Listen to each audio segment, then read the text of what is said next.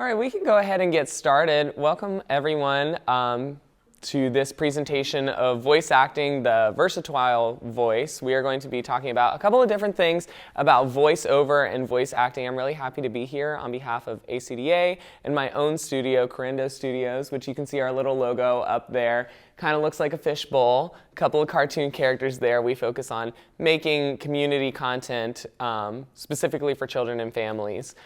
So we make radio dramas, which are kind of like animation, but without the visuals, except now we're starting to add the visuals, including working with a dude who worked for Nickelodeon and also happens to be the son of the storyboard artist for Family Guy. So we're moving up in the world. We actually have some of my employees here in the audience. These two have done voice acting for me before, and actually Amy has played this dragon right here, Sid, which has been a pleasure to work with them.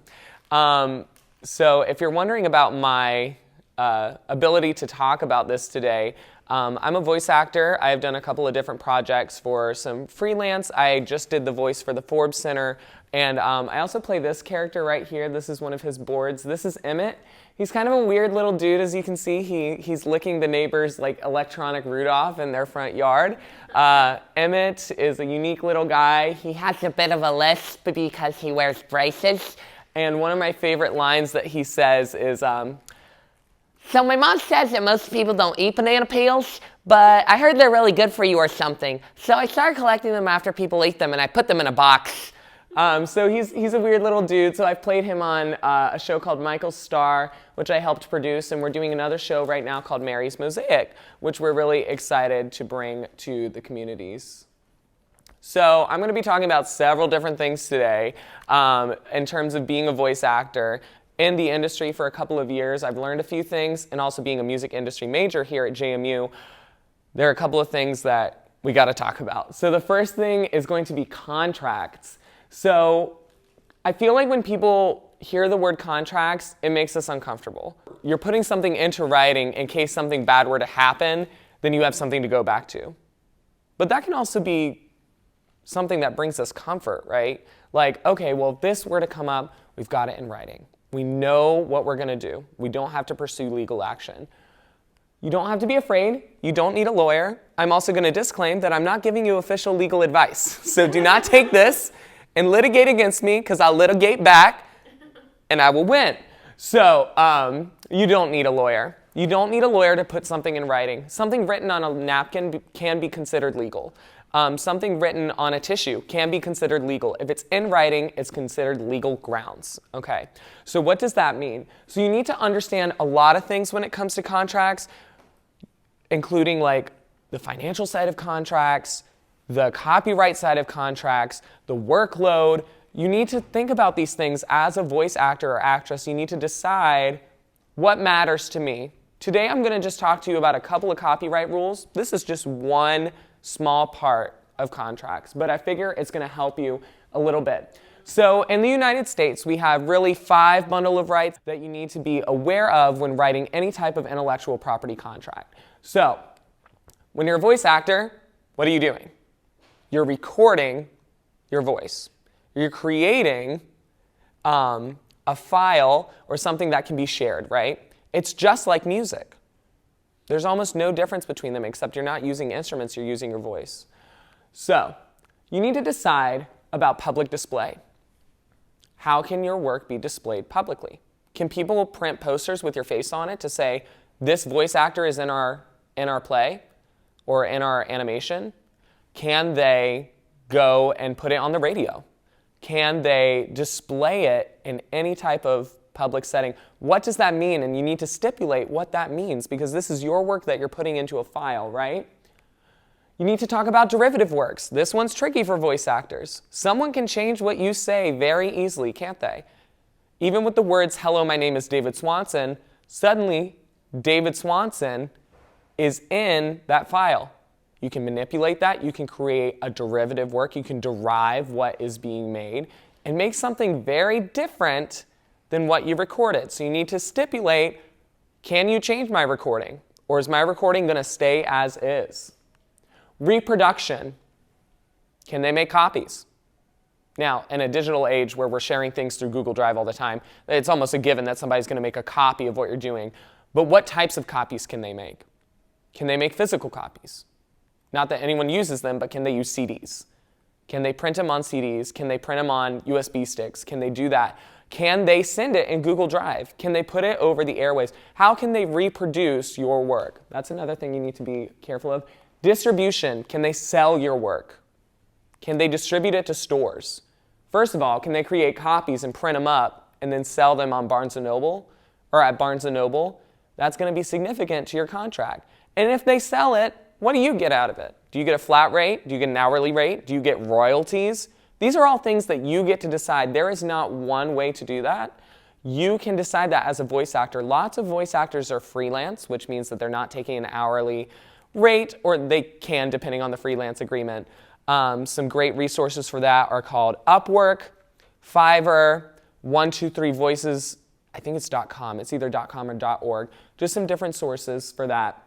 But if they sell your work and they make $1 million off of that, what percentage is your cut? You need to decide how they're going to distribute. Performance. This is where things are kind of like, okay, it's a fifth right, but it's also kind of a sixth right. It's kind of the middle ground since most of our performances are digital these days. Can they perform the intellectual property of the work? For example, if you wrote the script, can they read your script on the airwaves? Can they read it in public? Can they record it? That would be more of a script type of thing, but can they also play this work? You're recording your file. In what settings can they play it? So these are all things that you need to protect yourself with a contract. It doesn't need to be the fanciest language in the world. You can say, if you sell this copy, I want 10% of all revenue or all profits. You can say that, and that's considered good enough. You want to be a little more specific if there's something to be more specific about. But for goodness sake, please start using contracts. If you are doing voice acting or anything else, things need to be in writing to protect yourself. Do it before you do the work, and do it to protect yourself when you're actually in that setting. It's a good habit to get into. And yes, you can use Canva to create contracts. That's also fine. It makes them really pretty. There's some great examples out there. But really, if you create one version, you can create a million different little derivatives of it so that you're protected no matter what you're doing. Please start using contracts. I beg you. Too many things have happened from not having good stipulated policies in writing. So do yourself a favor. So now we did the boring stuff, and I want to talk about the fun stuff, and that's commercial voiceover. So what does commercial mean to you? I teach music, so I'm gonna look for hands, and I'm looking for somebody to tell me what commercial means to you. What does commercial mean to you? Like a short visual advertisement that's usually like on TV or radio. Yeah. We use the term commercial to describe an advertisement that we see on TV. What else can commercial mean? What can it mean, Sam? Like for the public, like you're putting it out on display for people to use, and usually if it's an advertisement, that's a commerce transaction.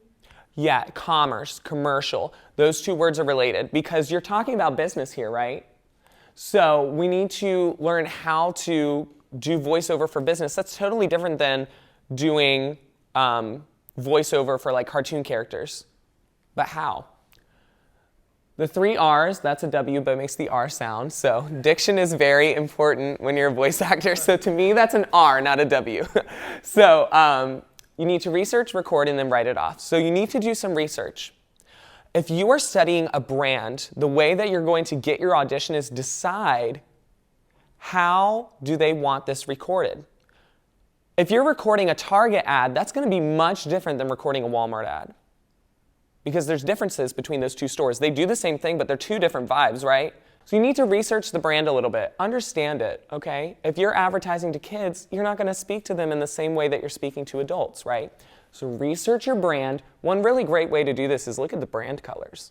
What do the brand colors make you feel? My brand colors are very similar to McDonald's in the fact that they are yellow and red. The reason we have yellow is to promote joy and community. And we also have red because it's a harmonic color to yellow to also get people's attention because we're entertainment. So if we're yellow, that means you want to speak a little more joyfully. Let's take 3 practical examples. We're going to talk about 3 things I hope you're really familiar with: Cartoon Network, Nickelodeon, and Disney Channel. I see some people that are really excited about that. So these are 3 networks that do basically the same thing, right? They create family and children content. Except not really. Cartoon Network shuts down at 9 p.m. They become Adult Swim at 9 p.m. Totally different vibe. Cartoon Network tends to have more dark humor on it, more realistic type of things sometimes. And when I say realistic, I mean like darker, closer to like real death and stuff like think about Adventure Time. That stuff could get weird sometimes. You know what I'm saying? So Disney Channel is going to be totally different. For years, they would not use the expression, "oh my God," because it was considered offensive. Nickelodeon doesn't have a problem using that expression. So these all have different vibes. What are the brand colors of Nickelodeon? Orange. What are the brand colors of Disney Channel? Blue. What are the brand colors of Cartoon Network? Black and white. Oh, good. I'm so glad that we all participated so much. Nickelodeon, bright, cheery, kid-like. Disney Channel, muted, more feel-good, simple. You know what to expect. Cartoon Network, darker, black and white. Think about the kids that watch these. They're different. So I want to give you the opportunity to try these. Does anyone want to try number 1? I think Sam does. Oh. I saw it in Sam's eyes too. Sam was looking at Wizards of Waverly Place, actually. You want to do Wizards? Who wants to do Cartoon Network? That's okay. And the cool thing about voice acting, there's no wrong answer. There's no wrong answer to voice acting. But there are things that we can do to nail an audition to keep it on brand. Your voice is a brand. So let's see. Do you want to try it? I feel like you do. Sure. Yeah, that was pretty good. Should I just do it now? Yeah, just do it. Don't go anywhere. We'll be right back with Adventure Time here on Cartoon Network. Yeah! I love that. I love that you darkened your voice a little bit to match that brand color. And then you also had some pretty large inflections because you knew that you were talking to kids. When I watch Cartoon Network, not that I do that so much anymore, but when I think about the shows that are on Cartoon Network, I think gritty. Those kids that are watching Cartoon Network tend to be a little more gritty. You know, if you have the kid that runs like this on the playground, it's likely that they're watching Cartoon Network. So when I see this line, sometimes I think about the darkness, the big inflection, and the grit. So don't go anywhere. We'll be right back with Adventure Time here on Cartoon Network. You almost have to make it a little more cartoonish, right? Because that's all they show is cartoons. I wonder what we could do with Disney Channel, Sam. I wonder. Careful. Sorry. Don't go anywhere. We'll be right back with Wizards of Waverly Place here on Disney Channel. That was great! Good. Yeah, so describe to me what you just did.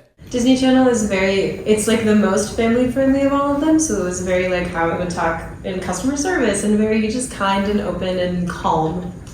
What is Disney's goal? Does anyone know, like, the mission statement of Disney? Oh, something else. I don't know it either. But if you ask any like person that's worked for Disney, they'll tell you that happiness is the biggest priority. Happiness. It doesn't matter what they have to do to get there. Happiness is the biggest priority. So we're sounding happy. We're sounding a little muted. We're sounding, I don't know if this is really the right word to use, but we're sounding almost a little motherly, right? You want somebody to be comfortable. So I don't even think I want to give an example of that because Sam did it really, really, really, really well, and I don't think I could do it better. But why don't we go down to this next one? Does anybody know this show, My Life as a Teenage Robot? Thank you. Okay, I asked this question the other day, and like there's a gap between the people who are just a couple years younger than me, and it really upsets me. But let's talk about this show. Don't go anywhere. Well, I'm not going to read it. So who wants to try the Nickelodeon one? I got your eyes, so why don't you try it? Sorry, I'm trying to think. Don't go anywhere. We'll be right back with My Life as a Teenage Robot here on Nickelodeon. Very good. Yes. So I like what you did there. You have a naturally darker voice. You brightened it, just like Nickelodeon's brand colors are bright. So I really liked that. I think that you can even make it a little more kid-like, a little more, I think of the word, is infantile also like an English word, or is it only Spanish? Infantile. Okay. Infantile, okay. I was like, infantile. But yeah, infantile. So my voice is so tired from teaching all day, but don't go anywhere. We'll be right back with My Life as a Teenage Robot here on Nickelodeon. My voice is already very bright, but making it even just a little exaggerated makes it more cartoon-like, right? So those are the sorts of things you have to think about. It's not just reading. You have to match that brand. You have to get on their brand. So this is a totally different type of commercial voice acting, right? We're talking more about products. We're talking more about trying to sell something to someone. This one's going to be a little bit different. Target's different than Walmart. We need to talk about audience as well. If this commercial is airing during the daytime, from 9 to 3 p.m., are teachers going to be watching this? No. Now, salespeople know this. They know that teachers are not going to be watching it at this time, but they still choose to air it. Why? Who's at home?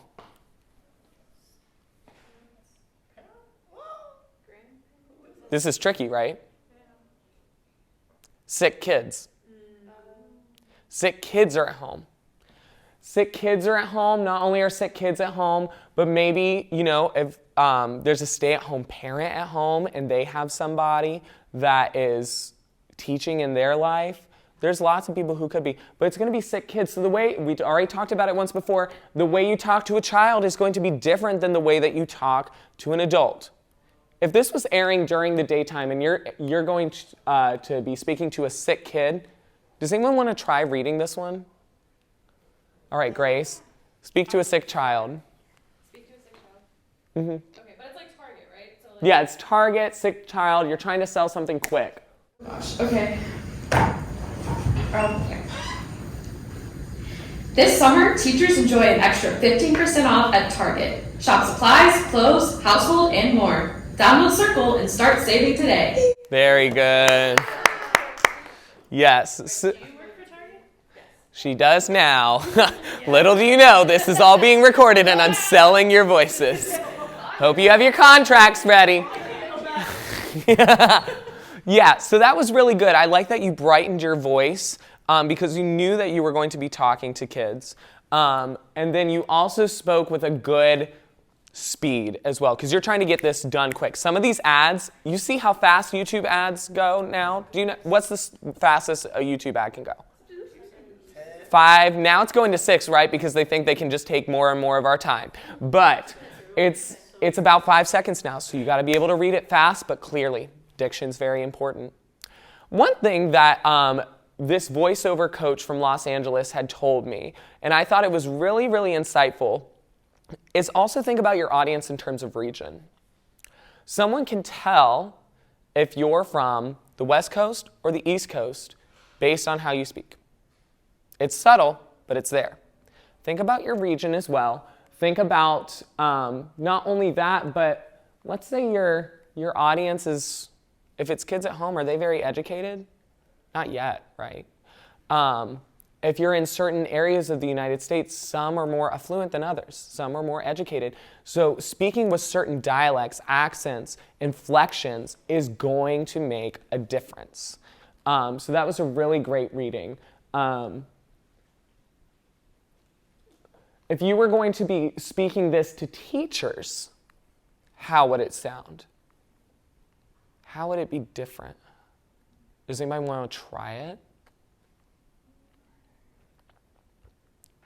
I see Carter's eyes. I feel like Carter wants to try. Yeah, Carter. You guys all sing in front of each other, and yet when it comes to reading, y'all are like, oh, not me. I couldn't possibly. It's hard. I guess maybe think about how I'd say to a mom, right? Okay. Yeah, use that. Teacher. So I'm thinking teacher maybe more educated. Yeah, probably clearer vowels. Mm-hmm. Yeah. This summer, teachers enjoy an extra 15% off at Target. Shop supplies, clothes, household, and more. Download Circle and start saving today. I liked that. Very good. So yes, I like what you did there. You narrowed your inflections a little bit because you know that you're talking to somebody that's educated. You know that you're talking to somebody that thinks very critically of things, so they don't want to be sold something all the time, right? Yeah, I think you did a great job. So those are the sorts of things that you need to think about when you're doing commercial voice acting. There's so much more that goes into it. Smiling can be a great way to get those vowels a little brighter and also to get the vibe, not like that, but smiling. In fact, maybe I'll give an example here. If I were to read this without a smile, this summer, teachers enjoy an extra 15% off at Target. Shop supplies, clothes, household, and more. Download Circle and start saving today. I can smile and suddenly the vibe changes, even though you can't see me. This summer, teachers enjoy an extra 15% off at Target. Shop supplies, clothes, household, and more. Download Circle and start saving today. It makes a total difference. The little things, I tell y'all, make a difference. So let's talk about equipment. I brought a little bit of my equipment today. Unfortunately, this cabinet is locked, so we won't really get to play with it a whole lot. I tried to connect it. It's not working. But I have this microphone here. You don't have to break the bank. This is an AT2020 microphone. This microphone was under $200, and it's really great because it's a condenser microphone. That's important. If you're taking notes, write that down. Condenser microphone. It's a very specific type of microphone. A dynamic microphone is not going to work. Your iPhone mic, not going to work. Although recently someone sent me a voiceover track through their iPhone and it was really good. It doesn't work. Don't do it. Don't audition with that. Get a microphone. It's probably worthwhile for most of your careers anyway to have a condenser microphone available. They're more easily damaged, so just be careful with that. You also need something called an interface for your laptop. An interface is exactly what it sounds like. It creates a bridge between the microphone and your computer. This interface, it has two channels. You can turn up the gain. Gain is not volume. Gain is the amount of sound wave that we're allowing into a microphone. It's got two channels, and it's got phantom power, which is important if you are using a condenser microphone, because otherwise it will not work.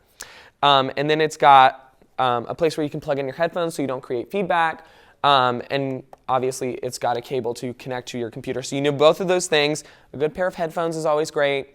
If you're not using traditional on-ear headphones, consider something called an in-ear monitor. An in-ear monitor, IEM, is a type of headphone that is designed a little bit differently than traditional headphones because they're a little more detailed. They're meant for performing on stage or having monitors that fit inside your ear so you don't have these wedges blasting at you. Regular earbuds work too, but if you want good detail and professionalism, go ahead and get a pair of IEMs. They're not that expensive. If you are working with this equipment and you don't have the fanciest stuff, if it sounds good, then what's the problem? There's a lot that goes into your equipment though, like making sure that your stuff is recorded at the proper decibel level and all that. I'm not going to get into that today. This is just an overview. You have to come back or pay me. So, and I say that completely ironically because I have three unpaid employees in this room. But, so, I just listed a few of the things that voiceover is used in that not everyone always thinks about. We usually either think commercials or cartoons, but really, there are a million things that you can use your voice for or your voiceover chops for. Doesn't necessarily have to be voiceover. If you can produce something and cut up audio, you can do a lot of other things. So, for example, you might be working in audiobooks, you might be working in radios, commercials, academic videos. This is a big one right here. Write this down if you're taking notes. E-learning. Companies, corporate organizations are constantly needing e-learning videos explaining how to set up a Zoom link, how to do modules on Canvas, how to, the cultural, what was it called? Cultural awareness sensitivity training? Competency. That probably had some e-learning in it too. It's constantly being used. This is huge. You'll make quick and easy money by doing stuff like that. This is a version of e-learning. Dubbing. Oh, we're going to get to dubbing here in a second. And then there's a type of voiceover that's really, really interesting. How many of us like Marvel movies? Okay, I do too. Did you know that most of their lines are not recorded on set? It's true. When they're doing all this kind of stuff and the stunts and everything, they're not going like, oh, let me, you'll not get me.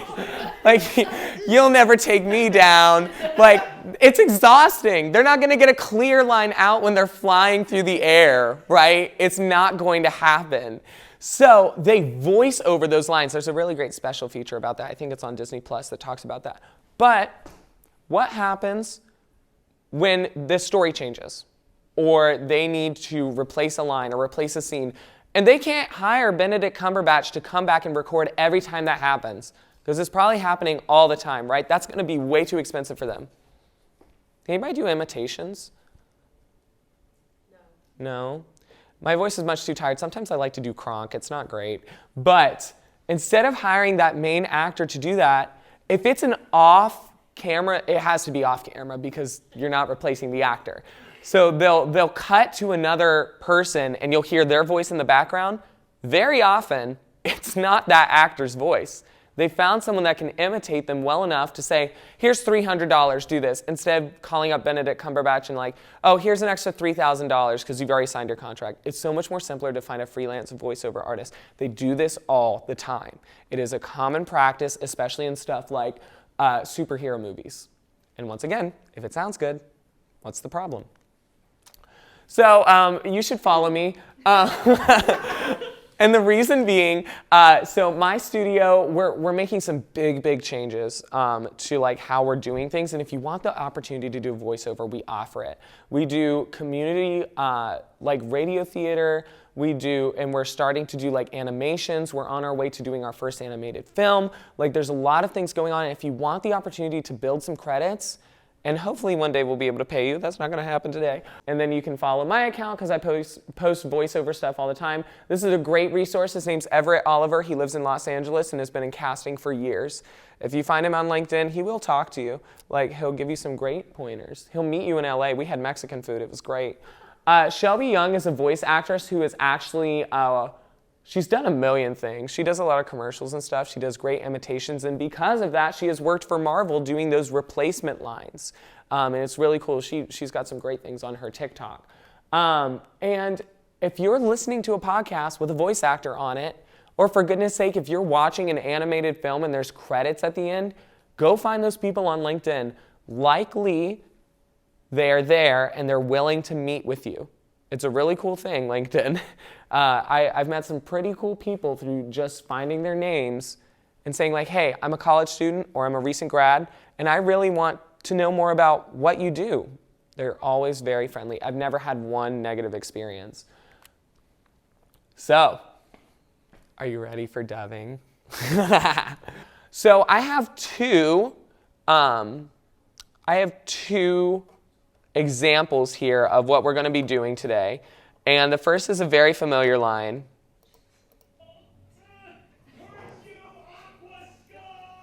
This is not going to, I have some strange videos that are being suggested to me right now. My parade from season 5, iconic. You can see that it's been watched. As it should. So here's the trick with dubbing. You can't hear anything. Now, if you're practicing dubbing, you can actually like listen to the original line and like try and match it. That's a great way to do it. But what should you be looking at when you're dubbing?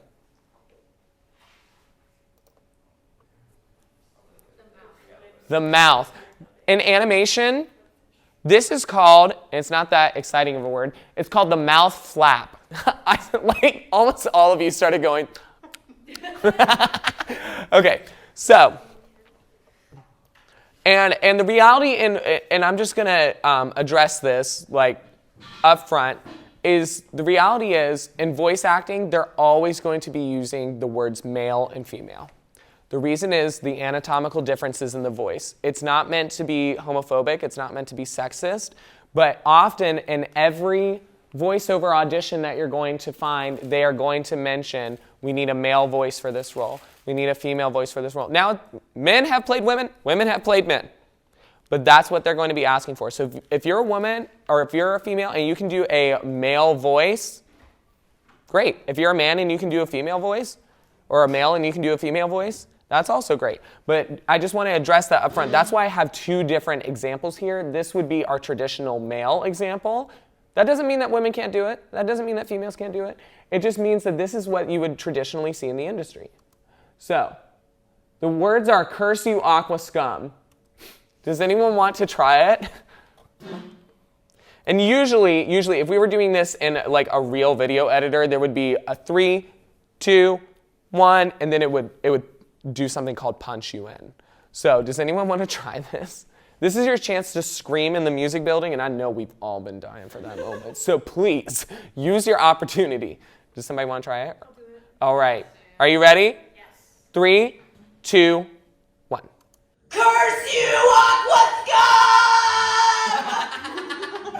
That was so perfect. Yeah, but did you see how when we're looking at animation, and I don't want to take up too much more time, but this is important. Watch his movements very carefully. In animation, if you know a little bit about animation, it really, really helps. Watch his movements. What's weird about this? Something's very strange, and it's not just because he's a fish. There's something he's doing that's odd. Watch his body. Do you see how he moves before he moves? That's not natural. If I'm going to take a step forward, I don't go. In animation, this is called anticipation. We don't do that in real life, but animated characters do. So, Sam, do you want to give it one more try? And like anticipate his motions a little bit more and wait for him to come up. Because that scum, it's very much like music. It happens on his final movement, right? There's scum. Scum! Like that. Here you go. Curse you, Aqua scum! That was so much better. Did you see the time to give her a clap? That was awesome. All right, we've got one more, and it's not Grammarly, and it's not Buscando a Nemo. It's not. All right, let's go in here. So this is from A Bug's Life. I know we all love this movie. That's what I want you to do. It's the, I know, I'm always acting like the sky is falling. Look out. Oh! Do I have anyone that wants to try this one? Who wants to be a princess bug today? You want to try it, Grace? You ready? Yeah. 3, 2, 1, punch. Oh, I know. I'm always acting like the sky is falling.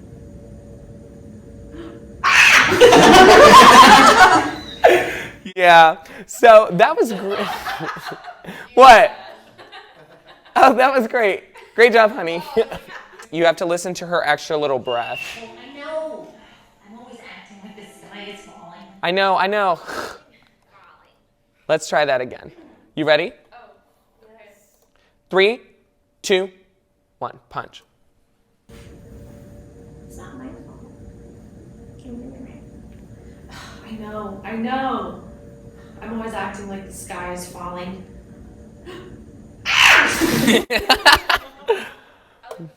Very good. Yeah, that's my favorite part too. So that's really great. Yeah, so it's really not difficult to create these types of videos. If you have iMovie and GarageBand, you can very easily do this for yourself. GarageBand is a free digital audio workstation that comes with any Apple product, iPad, iPhone, Mac. You have these tools at your disposal. Go ahead and start using them. There are other things you need to be looking up if you're interested in them. How to make a reel. You need to be able to create a demo reel so people can hear your voice. You have to be able to put yourself on a website. You need to be able to network with different people and tell them like what kind of voice actress or actor that you are. There's so many things that go into this. It's not that hard of a job, but it's definitely not simple. Because half of it is going to be, how do I do this right? And how do I represent myself? Does anyone have any questions? What questions do you have about voiceover, about how to break into the industry? Yeah. Is that microphone good for singing too, or just speaking? It's really great for singing. If you're going to be a singer, a condenser microphone is what you're going to want. So yeah, this is a pretty good microphone. My kids dented it a couple weeks ago, but they just dented the casing. So really, this is not the microphone. The microphone's in here. So luckily, they didn't hurt it too bad.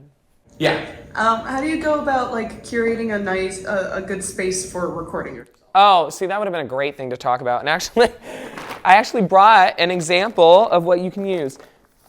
This is sound treatment foam. They have pieces of paper taped to them because they wouldn't stick to my dorm room wall, so I glued pieces of paper so that the paper would stick, which isn't very effective. But what you need is Velcro command strips, and these are 50 cents. So if you can get these against a corner, if you can get these against something, your goal is to make it anechoic, which means that you don't want echoes. Echoes destroy a recording.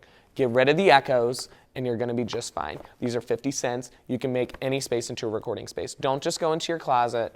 Do not use a bathroom. A bedroom, you can do this. You can even, really, here's a trick you can do. If you're recording with, let's pretend this is my microphone, you can make a box. It's a great way to do it. It's not expensive, less than $1. What other questions do you have? Yeah, Amazon. You can get them in any color too. So you can make a really pretty little recording space out of these. What would you say has been the coolest part so far of the things that you've been able to do if you're just starting out? So you already have like a list of things that you've done. Like what is? I mean, I love doing Emmett's voice, like for the stuff that I'm helping to create. But I mean, the fact that like whenever I walk into the Forbes Center and like I'm telling everybody what to do before the show even starts, all I'm saying is you're welcome. So that's been a really fun thing. Or being on live radio is also really, that gives me a lot of anxiety sometimes. But, and fun fact, when you're in radio, if there's a proper noun, they spell it out in all capitals so that you're less likely to mispronounce it. So I'm not really sure how to answer your question, but I guess maybe the Forbes Center. Thank you. Very good. Well, thanks for coming. Thanks to ACDA for bringing this event here. If you guys have any questions, go and follow my Instagram and just connect with me, and we'll be jolly. Okay. Thanks for being here tonight, everybody.